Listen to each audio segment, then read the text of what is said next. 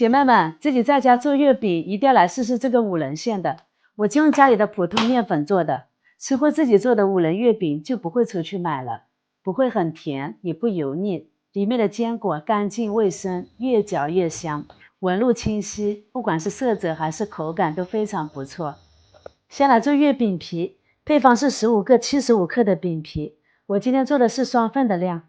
还是一样的步骤，糖浆、碱水、玉米油混合起来，把它充分的搅拌均匀，再把面粉加进去，就是我平时做包子、馒头的面粉。戴个手套就不会粘手了。先把它抓匀，再把它揣光滑，就这样揣光滑就好了，一点也不粘手的。松弛2个小时，让它们能够更好的融合在一起。不用放冰箱的，常温放着就可以了。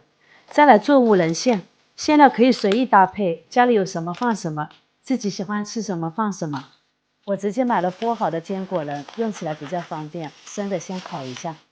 花生芝麻是熟的，就不用烤了。我买的是这种100克1包的。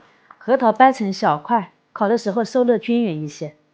160度烤个7、8分钟，烤好以后把它放凉。再把花生和黑芝麻放进来，对比打在屏幕上，也可以按照自己的口味适当调整。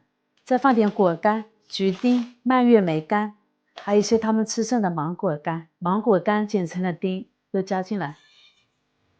然后再加入90克糖浆、72克的玉米油，再准备1包莲蓉馅。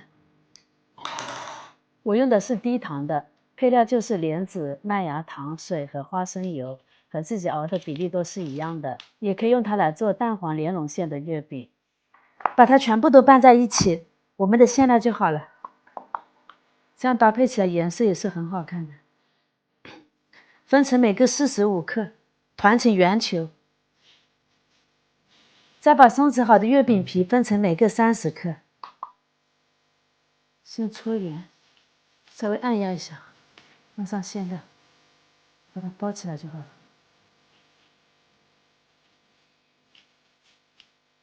表面上抹点面粉，再用模具压出花形，用的是75克的模具。表面喷点水，防止开裂。烤箱提前预热，170度，先烤10分钟定型。烤到定型先拿出来，放凉以后刷上蛋黄水。1个蛋黄，15克清水，薄薄的刷个1层。放回烤箱再烤个15分钟。出炉喽，中途上下2层交换一下。上色会更加均匀。来看一下，这个是刚烤好的月饼，把它密封装起来，回油2天，色泽和口感都会更好。